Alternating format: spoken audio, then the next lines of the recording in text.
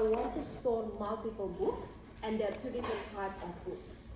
I'll be selling the hard copy books and also the digital ones.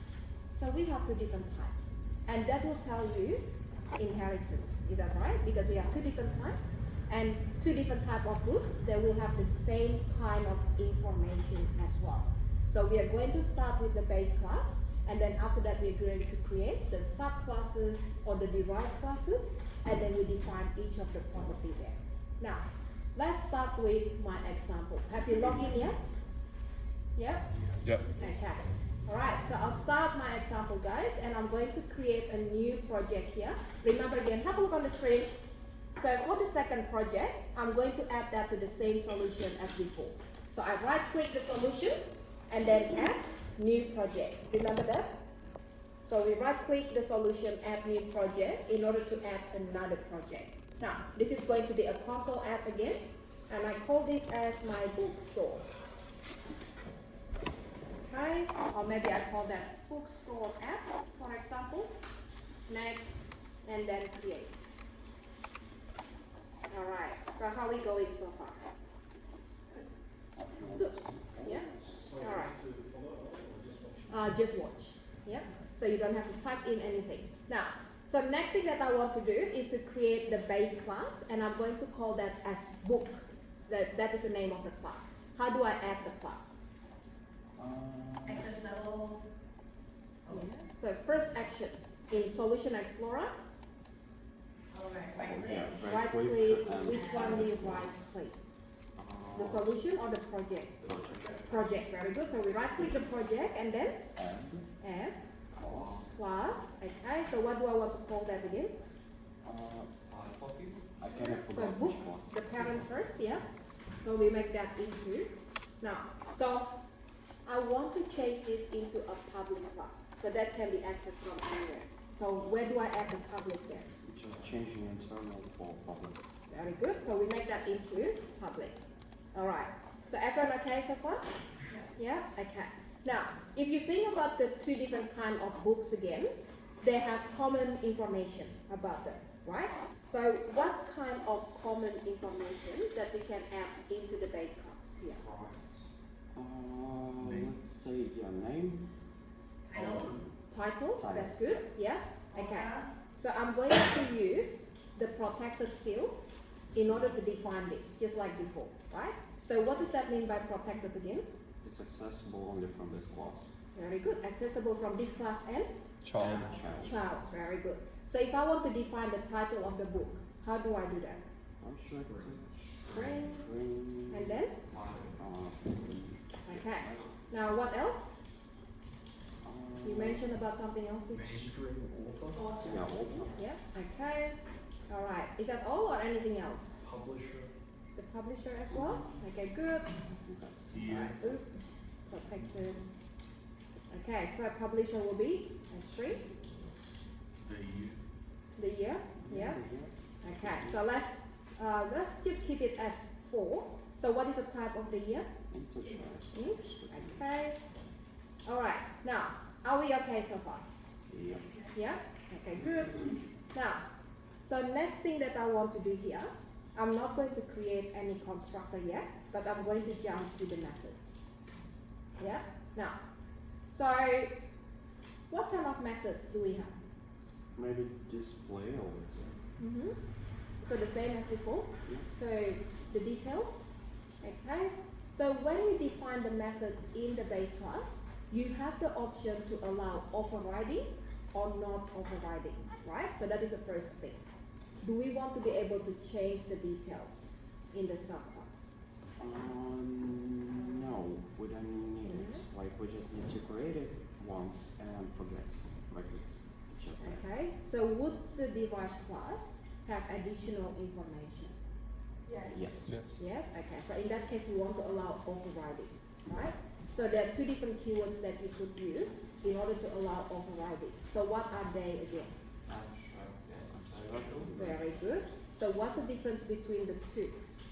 So abstract it's giving you only one option. You have to override this method. Very And good. virtually, it's giving you two options. If you want to override, do it. If you not, good for Excellent.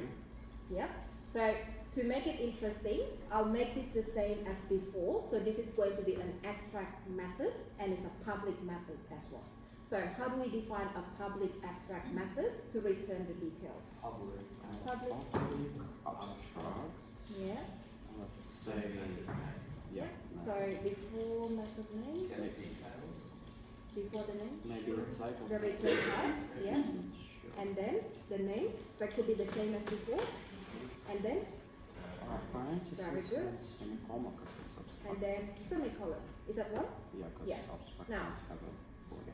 So when your class contains an abstract method, you need to define your class as an abstract class.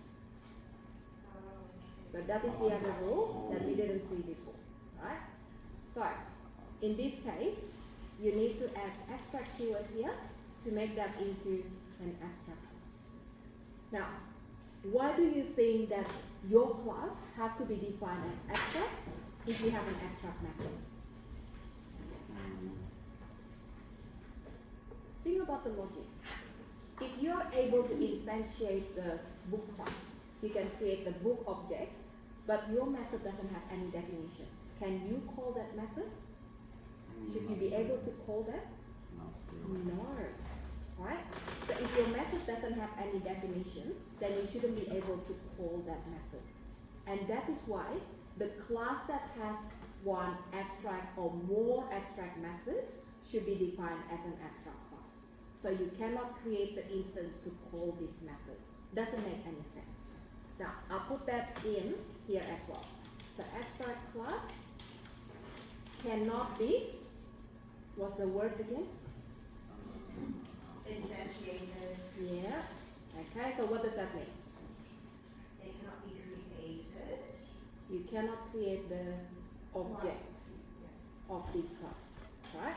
And also must define abstract if the class contains at least one abstract method. Okay, so that's basically something to remember again.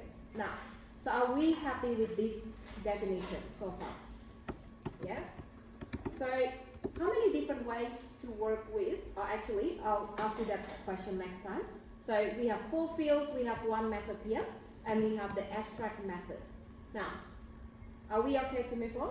Mm, Yeah? Okay, so I'm going to create another class, and the second class is going to be a class that inherits from book. So, how do we add another class? right click on the project. Store at add class. Very good. And then I'm going to call this as hard copy. Yeah? Okay, so I'll make that into a public class. And how do we make inheritance again? After copy, I can call. Semicolon and parent name, which is Book. store at. Oh no, books. Book. Book. Alright, so every single class name will always be a singular name. Yeah? So you don't say books. This is unlike database tables. So database tables usually have the plural names, but every single class is one type. So you don't have multiple instances, right? Okay, so what is the problem here? We're not writing get details. Very Who good. does not implement inheritance abstract? Yeah. So, how do we fix it? We need to override get details. Yeah, so how do we override again? I'd say Override. Okay, space, get details, double click. Okay, and then what do we want to return here? Same. Same? No, I'd say. You don't get a string. You don't return a string. Yeah, we're returning what string value we're returning. Title plus plus. Yeah, so all those information. Okay, so what's after the title also? Okay, what's after that? Publisher, I guess. Publisher. I don't remember. And then what else? Yeah. Yeah. Yeah. Okay, alright, so let's say we have this information written. Okay, then, now, what else do we have to do here? So what makes the hard copy different from just any book? The format that it is hard copy. Yeah, so the format? It's a physical object in your hand. Yeah, okay, so what kind of extra information do we want to add here? So give me a property name. Format. Format, yeah, so what kind Oh, of values? actually, well, no, even the audiobook will have a format, so Let's say book type. maybe location, shelf number. Shelf number, Yeah, that's only available for hard copy, not audiobooks. okay. When you say book type, what do you mean by book I type? mean, like, it's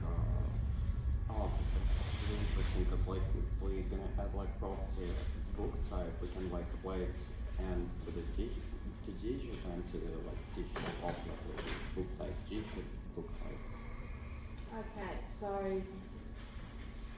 yeah, alright, what else? Hard cover, soft cover. Yeah, so the cover type in that case, hardcover and soft cover, yeah. Okay, so that's a good one. So let's create a property for the cover type. Now, so how do we define a property again? We can use Automatic just Prog. property? Yeah, Yeah, so how do we do that? Prog. Prog. Okay, good, tab, and then what is the type for the cover type? String. Okay, so we call that as cover type. Okay, so everyone okay? Yeah. Yeah? Can Alright. you explain why what the get and set means again? Okay, so the get without the block here, this is part of the automatic property syntax. So it's simplified version of the property syntax. So that's basically just going to return the field, and then the next one is to set the data to the field. So the field is not accessible in the automatic property syntax, right? So the field will be created during runtime. So the cover type property here is basically using the shortcut syntax to create the fields and the property at the same time. That's what we call as automatic property. Yeah. So you can look at the two different ways to define the properties again. Yeah. Okay. So that is the automatic property there, and then this is the method that we override. Now, so let's say we make it simple for now, so we keep it as cover type. Then, the second subclass, that is going to be the digital copy. Okay? So how do we add that again? Same, right click on the project, add Mhm. class digital copy. Okay. Alright, so make that into public. So what do we want to do next? Inheritance. Inheritance. So we do the same thing as before. So which class we inheriting from? Book. Book. Yeah. Book. Okay. Then what do we have to do? Override or get Get details. details, yes. Okay. Now, so we haven't actually changed the get details in this before, right? Because we need to add the additional information. Does that make sense? Yeah. So what is the additional information here? Cover type? Yeah. Yep. plus So cover. we add in the cover type.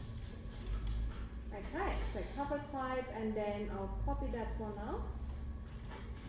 Alright, so we can see some repetition there, and then return all this information. Is that right? Now, so what is going to be different this time for the digital copy? We're gonna need, I'd say, one more property.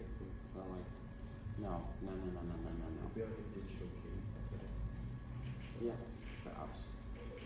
Digital. A key so that, you know, some places like, oh yeah, put this key into the website and can download it or something like that. Okay, so the digital key, yeah. What is the type? This could do int, like a number code. Yeah. Okay. I'm going to add the file size as well. So digital copy has a file size. Yeah. Okay. So how do we create the automatic property again? Prog. Prop, and then Tab. and then key. Is that right? So is that integer? Did we say? Yeah. And then let's say double, and then file size. Okay. Make sense? Mm-hmm. Okay. And then what do we want to return here? Digital key Mm-hmm. and the file size. Digital key. Oh, sorry. Digital key. And then? And the file size. Alright, so I think that's all. Is that right?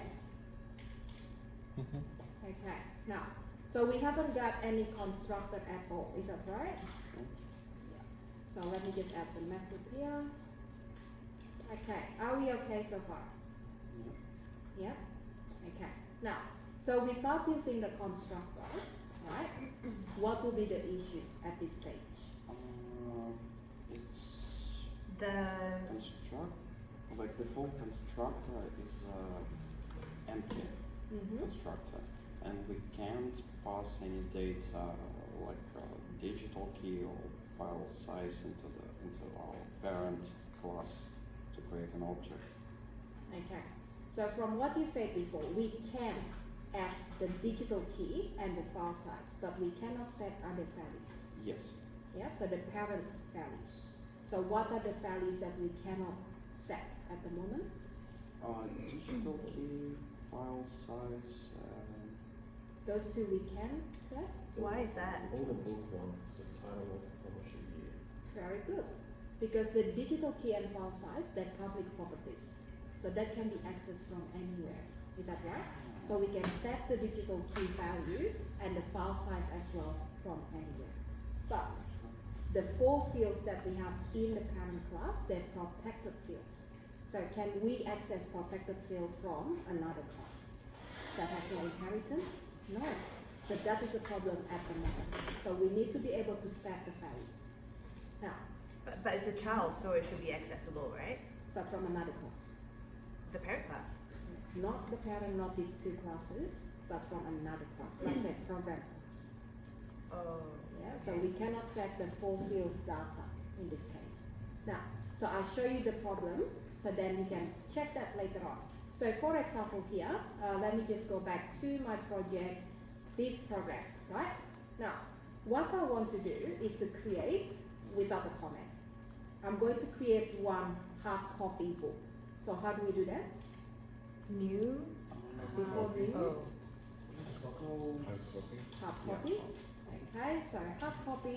Now, so remember again the syntax that we have in the previous example, we are using the older syntax. So we are not using the .NET 6 syntax with the top level statements, right? So watch this. If I go back again to my program in the other example, remember that we changed the syntax to have the namespace declaration, the public class program, and then the static main method. So the difference this time, in the program.cs here, we have the top level statement. So we don't have the namespace, we don't have the class, we don't have the method, right? So what is the difference? So I'm going to show you that example now. So let's say if I put this one here into my other example, right? So I'll change the name of the namespace as well. Alright, so this is equivalent to what we have before. So what is the namespace usually? The bookstore. project name. So bookstore app. Now, so that is similar to what we did before, right? So in the main method, I want to create my hard copy object. So hard copy, and then h1 equals to new hard copy. Alright, so how many different ways to create the object? 1. 1. Very good. And then let's try to display the details. So how do we display the details? Very good. Okay. Now, so before we start displaying the details, I'm going to check which properties can we set to this object here. Can you see that? Cover type. We can only set the cover type. Is that right? Yes. So how do we set the other data? We need to call boom. Okay. So if I change this into a different type, let's say the reference type is a parent type. Can you see that now? Is that a valid syntax? Yeah. Yes. So the reference type could be the parent type and the object type could be the derived type. So that is still not going to fix my problem. Because when we add the dot, the notation here, in order to access the members of B1, So what is the reference type of B1? Is a book. So it's going to give you all the members of the book class that is accessible from this class. But we don't have anything accessible because all the members in the book class, they're protected, right? And then change that back again to my hard copy here. So have a look again at the members. Can you see the difference? So the reference type basically tells you which members can we access from another class, right? Now, so we can only set the cover type and that's it. So is that the big problem? Yeah. Yes, we cannot set all the other data, right? So what I want to do now is to go back again to my subclass. So start with the hard copy here, and I'm going to create a constructor. Now, so in this constructor, how many data do we want to pass? 6. 6? Yeah, so how many fields from the base? 4? Oh, 4 from the base? Sorry. From the base. Yep, so 4 from the base, is that right? And then how many is defined inside here in this class? 2 from here. It's gonna be 1. Okay, so we have Oh the yeah, cover cover type, tag, yeah. right? So how many arguments do we want to pass to this constructor? 5? 5. Very good. So what do we want to pass first? title, string. It's up to you basically, yeah? And then? String author, string. Publisher, int, yeah, Yeah. And then? and then And, string, cover type. Okay. So not really good names, is that right? So when you start using all these letters, that's not really good name.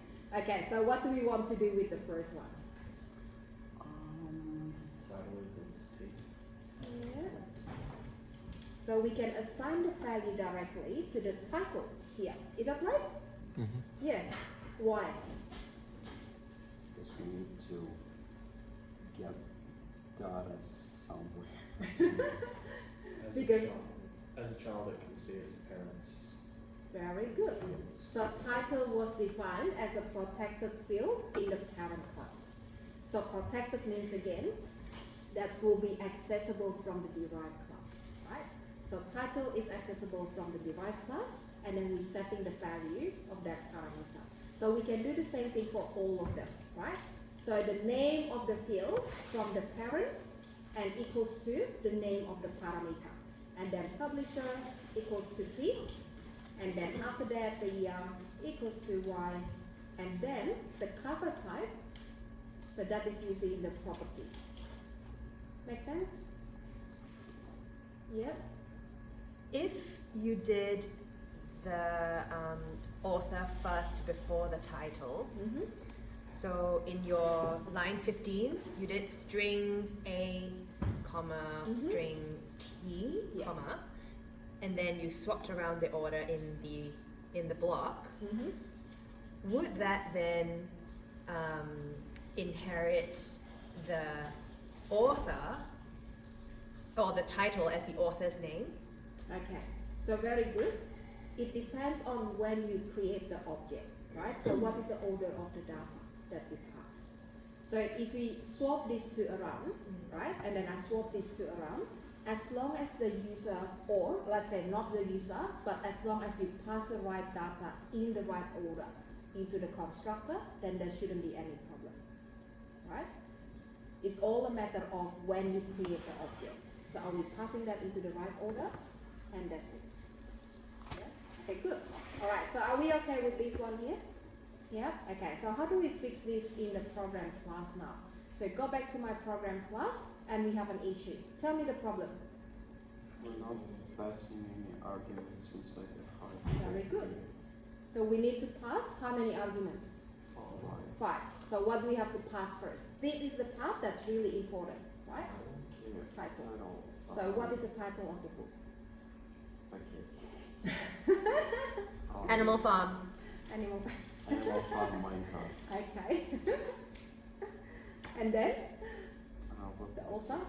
Author. Alisa. All right. So the publisher. Shanty. Random House. Random House. Okay. All right. So what else? Next one. Be, The year. yeah, let's So see. when did we publish your book, Elisa? 1983. 93. Wow. Okay. And then what else? Soft cover. I don't know. Yeah. Paperback. Paperback. All right. How are we going with this? All good? Yeah. Okay. All right. So once we finish with that, then we are going to run it and have a look at the output. Okay. Now, so when I run it, it's going to run my previous project. So how do we fix it? Right, click now current project. Very and good. set So it. swap the project in Did the that on drop down. purpose. Very good. So change that into the bookstore app and then run it. Okay, so is that right? Do we have all the information stored and displayed correctly? Mhm. Okay. Now, so that will be for the first class, the first derived class, and then I'll go back again to the second one. So this should be something very similar, right? So what do we want to set here? Constructor.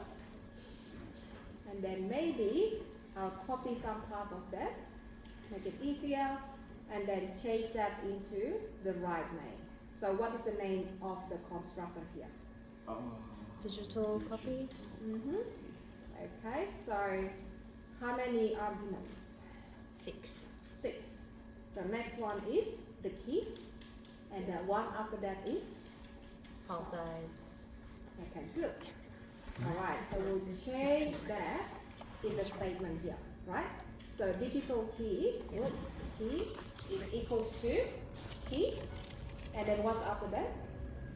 File size equals to file. Does that make sense?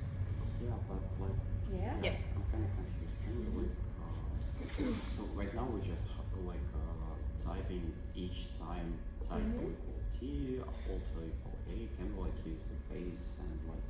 We're not using any base, that's right. Why? That's a good question because like base, it's no idea. Maybe? We haven't set a constructor in the base. We haven't got constructor in the base. Is that right? Got a constructor Yeah, in the that's base. So the only constructor that will be created is the default constructor, right? So in my previous example, if you go back again to the game character here, we have the constructor that we can call in order to pass the data, right? But in the current example, do we have any constructor to set the data to these 4 fields? No. No. So then in that case, we can't call the base constructor. Because if you call the null constructor of the base, then you're still not setting the values anyway. So there's no purpose, right? So in order to do that, in order to set the value to the base fields, we have 2 different ways. Either you create the constructor in the base that has the 4 parameters, and then you call that constructor. So that is like our previous solution. Or we can just use the fields directly to assign the values from the parameters. So that is what we are doing in this solution here. So you're not calling the base constructor, but you're setting the value directly to each of the fields. Now, does that make sense? It looks really repetitively doing this way. Very good. So the problem with this approach is the repetition. So in this case, a better approach is actually to create the base constructor. Is that right? And then you don't have to repeat title equals to T, author equal to A, and so on. Now, are we okay with this? Yes. Yes. Okay, good. So what we want to do now, we go back again to my program, and then we create the second object. Is that right? Yeah. So what is the type of the second one? Digital copy. D1. Oh. Yep. Oh, yep. So just book 2. And then? Equal new. New digital copy. Copy. Yeah, okay. So what's first? Title. Yep, title. Give me a title. Never Let Me Go. Sound very romantic. Alright, so who's that by? Murakami. Never Who is that? Murakami. Murakami? Mura like this? Yep. Okay. Is that a real author? Yep. Alright.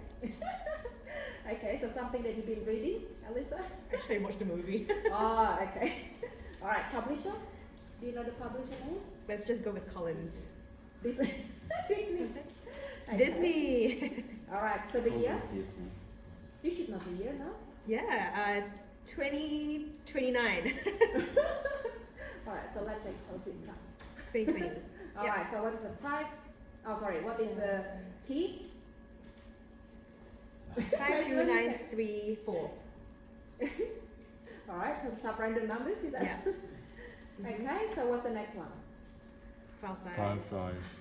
Let's Yeah. put like, 3 terabytes. let's put a double. Yeah, so 3.5. 3.5. Okay. Alright, semicolon. Now, so that's done. And what we're going to do next? Just display it. Yeah, display that. Okay, good. Alright, so display the second book and that's it, right? So run it and have a look at the output here. So when you are testing your code, you need to make sure you run it and then you can see if all the data actually stored correctly. So how do we test that? You run it, you call the get details method and make sure all the data are correct, right? Now, if you want to make sure that you're storing them to the right fields or the right properties, then you can add the text before each of the data. So you can say title, column, and then the data, right? Okay, so is that okay? Yeah?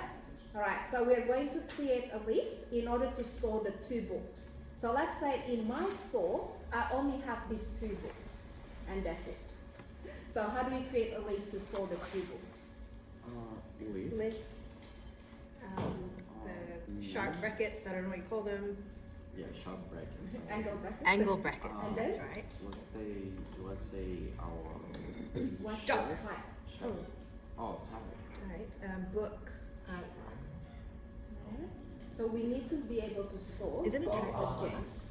The type, yeah, the the class, type is right? a Yeah, class. the parent So which class. class? The base class, which The is base class. Very book. good. So book. Okay. So why are we using the base class? So we can put inside the I don't know. Inside Because hard copy and digital copy both belong to book. Yes. Yep. So they both derive Derived the from, same sorry, yeah, class. derived from book. All right. Good. So what do we want to call this? My store items, maybe. Okay. And then new. And then empty brackets and semicolon. Now, so how do we add one book at a time? List dot add. So the name of the list. So my store items dot add. Very good. And then Big one.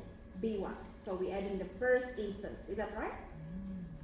Yeah. So start with the name of the list first. So that is the name of the list. And then add method. So that method belongs to the list class. Right? And then copy that and then change that to B2. So how many objects in the list? 2. And let's do the iteration in order to display each of the objects details, right? So we are using the for each loop again, tap tap. Now, for every single item in, so what do I have to change here? Oh, that's My store items. Yeah, so we can make that into a book type, good. And then, List, the book list. the book. yeah, so what do I have to type in here?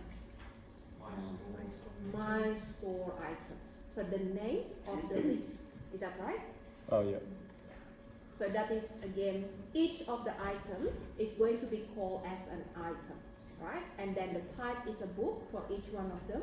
And then we are going through each of the items in the collection called my store items. Yes, Andre? Oh, well, I have a simple question actually about the list. Mhm. We're using for each to iterate through all the items inside the list. Yeah. Can we use the similar approach? No, I mean, like, can we use a little bit different approach, like with array? You know, you can use For list? index of Yes. the array. Can we use I'll the put same that in approach my inside example the then. list? Yes. The answer is yes. Oh, so we can also say my store items square brackets Yeah. 0. It's gonna be first one. Yeah. That's I'll do nice. that in my example so you can see how it works.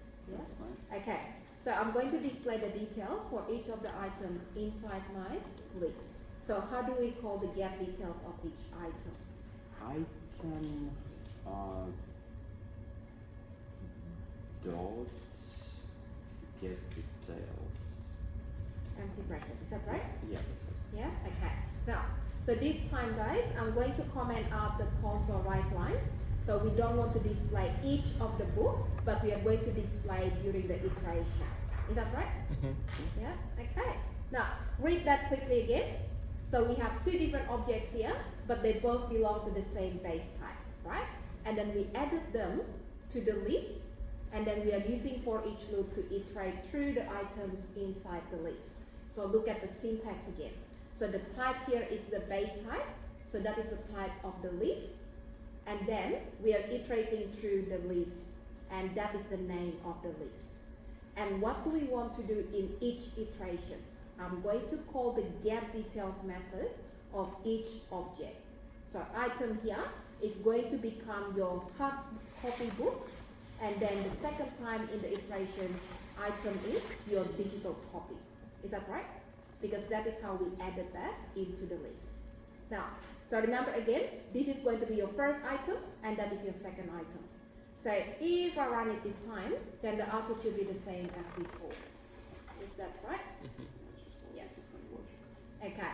So the question about using the for loop, we can also do that using the for loop. So how do we do the iteration using for loop? Okay, so what is the index of the first item? Zero. 0. Good. And then what is the length? How many items do we have in this list? My store items. My score items Dot count. dot count. Very good. So we saw that property before called count, right? So what is the purpose of that property again? Counts To through all the. calculate how many items we have in Yeah. the store. So to get the number of items in the list. Is that right? Okay, good. Now, so what is the number of items in the list? Two. 2. So that means the condition will become I less than 2. Is that right? Okay. So what we want to do will be the same, display the information. So how do we get one store item at a time? Uh, My Think store. about a rank. Bracket zeros. square bracket I. I. Oh, Very yeah. good. So we want to make the value change in each iteration, right? Basically So- the same thing. Very good. So start from 0, and then that becomes 1 in the second iteration. So that is the first object, then the second object, and then we call the get details. So look at the difference in the syntax, right? So we have item.get details here, and then here we are using the index number, so that has to start with the list name. So list index.get details. Yeah, Do you need to add parentheses after count, or will that work as? just- very good. So that's a good question. So Maitland, if you put your Damn, man, mouse on over fire. this, is that a method or a property, right? So what is that one? Method. I feel like it's a property. Because the declaration, when it's a get, It's a property. 'cause it's a like when you property. call Very good. So if that is a property, you don't need to put the brackets following the name, right? If that is a method, then you must use the brackets following the method name. Good. Now, so this count property here is a get only property. So that means you cannot change the count value of the list. So the count will be added automatically every time we are using the add method in order to add the items, right? So get only, that means you cannot change that. Alright, so are we okay with this? Run it again. Get only means you can't change that. So if you add another book, the count doesn't change. It will change, but you cannot change the count property yourself. So you cannot do something like Be like count equals y. equals to, Okay. that is not allowed. That is a syntax issue, right? Okay. Yeah, I see. Mhm. Is there a better, like, which one of these, are they like equal, or like, would you like say like The two lists. list, yeah, like the two, I mean, techniques you gave, so we could do, you know, as an array or as an list. Mm. Is a list better, because it's like, I'm getting the feeling it's made to basically categorize classes, or what are classes So- or objects? Aren't they both lists? Which one? From line 16 to line 19, and from line 20 to 23, they're both different ways of working with the list. Yes. So the Same method which is one's correct. better. Yeah. So For with for the each. two iterations, for each and for loop, we have two different purposes, right? So when can you use for each? When you just have to display something. When you only need to Yeah. display. Very good. So for each cannot be used if you want to change the value of the items that you are iterating. So for example, I want to change one of the items in the list. I cannot use for each in order to do that. But for loop allows you to change the item inside the list. Alright, so that is the first difference. The second thing, for each only works if the class implements an iterator. So the iterator is basically like a pointer that allows you to go to the next item and then the one after that again and again. So in this case, you cannot use for each to iterate an employee class because the employee class doesn't have an iterator. So the same with all the classes that we create before. So how do we know which items that we can use for each? You need to check the type. So let's say I'm going to check the list class here, right? So go to MSDN and have a look if the list implements an iterator. So we can have a look at that when it comes up. Come on. The Tuesday curse. So you said you can't the for each loop allows you to display the what? The Just display the items, value. values. So- What do you call it? The Just to variables. get the value, not Values. to change, not to set Okay. the Like in value. the for each, you can't be like Yeah. Ah, full goodness. equals Okay, there we go. something else. Yeah. Like, Okay, now, so if you have a look at this list class here, right, in MSDN, have a look at the implements part. So list type implements what we call as IEnumerable. So you can only use for each if the class implements IEnumerable. So that is the same for array as well. So I'll show you array here. So array class. just so you can. And array class also implements IEnumerable. And that is the reason why you can use the for each loop in order to iterate through the items. But your class, the ones that you define yourself, the book class, the hard copy class, employee, and all the other classes, they're not implementing IEnumerable. So you cannot use for each in order to iterate through the employee's data. So that is the difference. Alright? Now, there's a lot of information, right? I don't really want you to worry too much about IEnumerable at the moment. So just keep in mind again, not every single class can be used in the for each. So some of them, you can use the for each loop to iterate through the items, like this one here. So list, you can use for each for list. Array, you can use for each for array, but not every single class can be enumerated using for each. Now, Unless you have an employee list, then it will be enumerating through the list so class. the type is a list, yes. Yeah, okay. That's right. Excellent. Okay, so are we okay with this? Yeah? I guess. Yeah? Yep. Okay, so at home, I want you to try to recreate this again, Yep. right? So work with base class, subclasses, and even change the example completely. So go back again to even our homework. Go to the homework if you haven't done it yet, and have a look at the questions. Try to see how we can implement the base class, the subclasses, and then use a list in order to iterate this time. Okay? Alright, so any question, guys? No? No, but probably when I come home, Like, like if I start to probably at home, I'm gonna Yeah, have go ahead. tons of questions. Would there be any issues with just always doing it as an array then? So if you just use array for every Yeah, single thing? because like say I'm thinking like looking at various of these, I'm thinking like I think array is saying it to me, it would be easy for me to like work out in my head and just forget about lists. Or Yeah. whatever. In my understanding, list is basically the same array, but with like option to. Yeah, and you also have Extend to it. manually add everything as well. Yeah, you can just. Mm-hmm. I understand it in this way. Like if you don't know how big your array is gonna be, you can use list because like you can add more items. That is right. Or I yeah. could just not use this.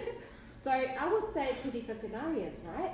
So if my bookstore, I have physical shelf, and then I have only limited number of books, then I can use an array in that case. I can say the total number of books I could have on the shelf will be 50. Then I use an array because I know the limit, right? If I don't have a physical store, I have online store. Then I only sell digital books or even hard copies. I can just get a warehouse to fill my physical books, you know. Then in that case, I might want to use a list. And if you think that the operation is getting too slow using a list, guess what? You can convert your list into an array before you do the operation. So you can use the method to convert your list to So array. what does that mean? It's getting like too slow. Does that mean like lists would use more like memory? So the way it works is like a string. So what happens when you create a list, right? The list here, I'll show you what information that we have. Going back again to this reference, to the list. Okay. So the properties. Okay, so we have the capacity here. So that is the number of the elements that the internal structure can hold without resizing. So what does that mean? Every single time you create a list, it's going to have a capacity value. And then when you added all the items to the list and it reached to the maximum capacity value, then the next time we add that, it's going to recreate your list. And that means it's like an array. So it's going to copy all your current values into another location in the memory.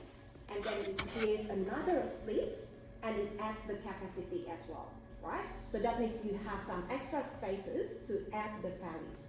And then guess the next time that you reach the max capacity. Makes another one. It copies that again, creates another one, right? So the operation could be quite slow, depending on how many items that you keep adding. Now, if the way that you add that is not really fast, you're not really reading the data from files, and of course that is a fast operation, right? And then every time you read, you assign the data to the list, and then it's going to be like bang, bang, bang, bang, bang, keep adding the items, right? So that is going to be quite slow. But if that is just a user manual entry, so every time you ask, add the details, click a button. So it's not really going to cost the performance, right? With array, because we already know the limit of the size, so there's no way that it's going to recreate that. So that means it's going to be a fast operation, right? So that is a list. Okay. I have a question if you go back to your code. Mm-hmm. If, let's say, you have another class called audiobooks, Mm-hmm. with line 13, can you just use the same code and only have your digital copy and your hard copy without the audiobooks? Yeah. Okay, cool. So you can actually choose what you want to put into the list. That's right. So this list of books, it could contain only, let's say, hard copies, right? So imagine that these two, they are hard copies. So I can add them into the same list. That's fine. Yeah? So right now I see like a problem if we want to like create like automatically like to enter data and it's gonna be automatically added to this list. Can we say like hard copy, for example, P1, digital copy also gonna be P1, and like to add like in a list, for example, like add hard copy P1 digital. I'm not sure what you mean. Because like we can't change the names of the automatically. We can't change the names of the instance of the class. Like we can't say let's say at B1, then it's going to be B2, then it's going to be B3, and like everything automatically. We can't do it. Okay. Like Imagine this, right? So in order to make this more, I would say, realistic, you're going to use a loop and you're going to ask the user which type of book that you want to add to your bookstore, yes. right? And then you're going to choose the option. Option number 1 is a hard copy. Option number 2 is a digital copy, right? And then what will happen then? When the user selected one of the options, you're using a selection statement. Is that right? So if or switch, for example. So within the if and switch, you have your own block. So you create the curly braces. So if you declare your object within the curly braces there, what does that mean? The scope is going to be within that. So you can reuse the same name again and again to recreate the object. So in that case, there is no problem with the name. Oh, the same as like the just create a plain object with just public fields. So I mean, like the same way, it's gonna be always on each iteration. It's gonna be like hard copy B1 new hard copy. Yeah. Like if we decided to Yeah, use yeah. like hard copy. So imagine that you use a loop, that's right, and then you create hard copy B1 multiple times, right? So it's not going to cause an issue because B1 will only be within the context of that one iteration. And then the next time you iterate, it creates another B1. So yeah, basically this is like it's still a class. Yeah. Okay, that was it. Okay, so how we going? I did not catch what you just said. Are you saying that there can be multiple B1s? Yeah. So you can do something like this, right? So if I want to create, let's say, something that looks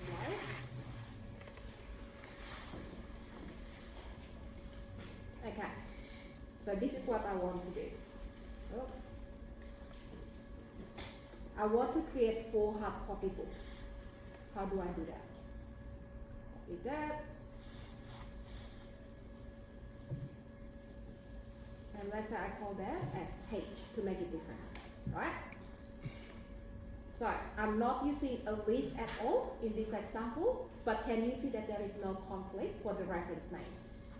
Yeah, but So then first time in the iteration, I create hard copy object and the name is H, right? And because the scope of this reference is within the block where you declare that. So the second time you iterate again, H is referring to a different object. So you recreate the variable again with a different object. So what does that mean? H is going to refer to this location in the memory, the first iteration, right? The second iteration, you have another H that refers to a different location in the memory. And then again, the next iteration, you have H that refers to a different location. But this code is not useful at all, because after each of the iteration, you lose the reference to the data. So it doesn't do it's anything. still gonna be Right. the same age with the. So if you want, you can, let's say, I have 4 books with the same details, and I'm going to add that to my store items. I can do that. So now we have reference to each one of the objects that we created here. Yeah. Okay, so I'll keep that here as a comment. Alright, now guys, So yeah, in the list, it would have just 4 H's and all of them would be like the same details. that's right. So they all have the same details. It'd be like list 5 is H, which is Fell off an animal, alpha. and then list 6 is H, which is animal, and so on. That's right. So we can test that by using the count property, can we? Okay, so let's get the total number this time. So my store items dot count. Okay, so let's run it. So how many books that we have now? 6. So we have the 2 books that we have before. So this one and this one, right? And then we have 4 more that we added inside the last loop. So we have 6 in total here. All right. So any other question?